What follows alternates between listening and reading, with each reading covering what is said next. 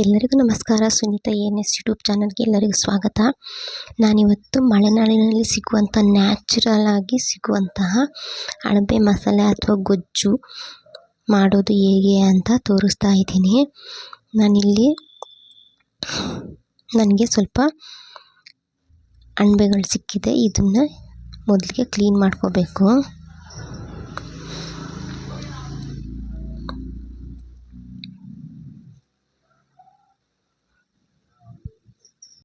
ನಾನಿಲ್ಲಿ ಅಣಬೆನೆಲ್ಲ ಕ್ಲೀನ್ ಮಾಡಿಕೊಂಡು ನೀರೊಳಗಡೆ ಹಾಕೋತಿದ್ದೀನಿ. ಈ ಅಣಬೆಯಲ್ಲಿ ಮೇಲ್ಗಡೆ ಇರೋ ಬ್ಲ್ಯಾಕ್ ಕಲರ್ ಸಿಪ್ಪೆನೆಲ್ಲ ತೆಗೆದು ಬಿಳಿ ಪದರನ ಯೂಸ್ ಮಾಡ್ಕೋತಿದ್ದೀನಿ.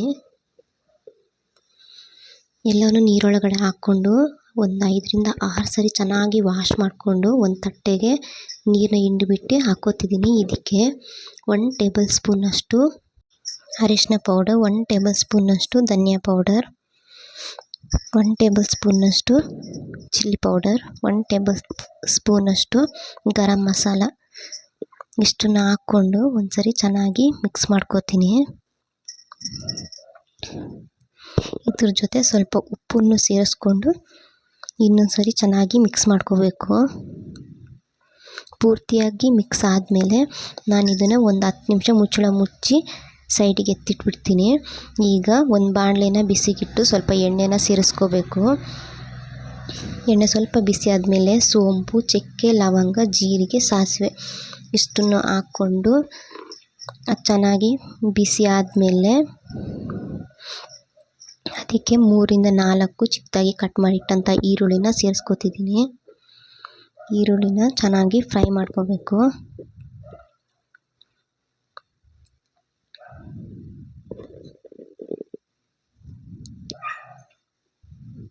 ಈರುಳ್ಳಿ ಚೆನ್ನಾಗಿ ಫ್ರೈ ಆದಮೇಲೆ ಸ್ವಲ್ಪ ಕರಿಬೇವಿನ ಎಲೆ ಮತ್ತು ಒಂದು 5ರಿಂದ 6 ಹೆಸರು ಬೆಳ್ಳುಳ್ಳಿನ ಸಿಪ್ಪೆ ತೆಗೆದು ಕಟ್ ಮಾಡಿ ಸೇರಿಸ್ಕೊಂಡಿದ್ದೀನಿ. ಇದ್ರ ಜೊತೆಗೆ 1-2 ಮೀಡಿಯಮ್ ಸೈಜ್ ಟೊಮೊಟೊನ ಕಟ್ ಮಾಡಿ ಸೇರಿಸ್ಕೊಂಡಿದ್ದೀನಿ.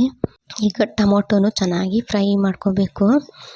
ಟೊಮೊಟೊ ಸ್ವಲ್ಪ ಫ್ರೈ ಆದಮೇಲೆ ನಾನಿಲ್ಲಿ ಮಿಕ್ಸ್ ಮಾಡಿಟ್ಟಂಥ ಅಣಬೆನ ಸೇರಿಸ್ಕೊಂಡಿದ್ದೀನಿ. ಸೇರಿಸ್ಕೊಂಡು ಒಂದ್ಸರಿ ಚೆನ್ನಾಗಿ ಮಿಕ್ಸ್ ಮಾಡಿಕೊಂಡು ಮುಚ್ಚಳ ಮುಚ್ಚಿ 2ರಿಂದ 3 ನಿಮಿಷ ಅಣಬೆನ ಬೇಯಿಸ್ಕೋತೀನಿ. ಈಗ ಒಂದು 2ರಿಂದ 3 ನಿಮಿಷ ಆಗಿದೆ. ಇವಾಗ ಇನ್ನೊಂದು ಸರಿ ಮಿಕ್ಸ್ ಮಾಡಿಕೊಂಡು ನಾನು ಇದಕ್ಕೆ 1 ಗ್ಲಾಸಷ್ಟು ನೀರನ್ನ ಸೇರಿಸ್ಕೋತಿದ್ದೀನಿ. ಇಲ್ಲಾಂದರೆ ತಳ ಹಿಡಿಯುತ್ತೆ, ಹಂಗಾಗಿ 1 ಗ್ಲಾಸಷ್ಟು ನೀರನ್ನ ಸೇರಿಸ್ಕೋತಿದ್ದೀನಿ. ಸೇರಿಸ್ಕೊಂಡು ಇವಾಗ ರುಚಿಗೆ ತಕ್ಕಷ್ಟು ಉಪ್ಪನ್ನ ಸೇರಿಸ್ಕೊಂಡು ಒಂದು 7ರಿಂದ 8 ನಿಮಿಷ ಇದನ್ನು ಚೆನ್ನಾಗಿ ಬೇಯಿಸ್ಕೋಬೇಕು. ಈಗ 7ರಿಂದ 8 ನಿಮಿಷ ಆದಮೇಲೆ 1 ಟೇಬಲ್ ಸ್ಪೂನಷ್ಟು ಕಾಳುಮೆಣಸಿನ ಪೌಡರ್ ಮತ್ತು ಸ್ವಲ್ಪ ನಿಂಬೆ ರಸನ ಸೇರಿಸ್ಕೊಂಡು ಚೆನ್ನಾಗಿ ಮಿಕ್ಸ್ ಮಾಡಿಕೊಂಡು 1 ನಿಮಿಷ ಕುದಿಸ್ಕೋತೀನಿ. ಇಲ್ಲಿಗೆ ನಮ್ಮ ನ್ಯಾಚುರಲ್ ಆದ ಅಣಬೆ ಮಸಾಲ ಅಥವಾ ಗೊಜ್ಜು ರೆಡಿಯಾಗಿದೆ.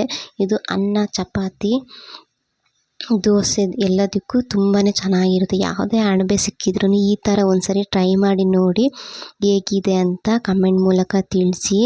ಈ ವಿಡಿಯೋ ಇಷ್ಟ ಆದರೆ ಒಂದು ಲೈಕ್ ಮಾಡಿ, ಶೇರ್ ಮಾಡಿ, ಸಬ್ಸ್ಕ್ರೈಬ್ ಮಾಡ್ಕೊಂಡು ನನಗೆ ಸಪೋರ್ಟ್ ಮಾಡಿ. ಈ ವಿಡಿಯೋ ನೋಡಿದ ಎಲ್ಲರಿಗೂ ಧನ್ಯವಾದಗಳು.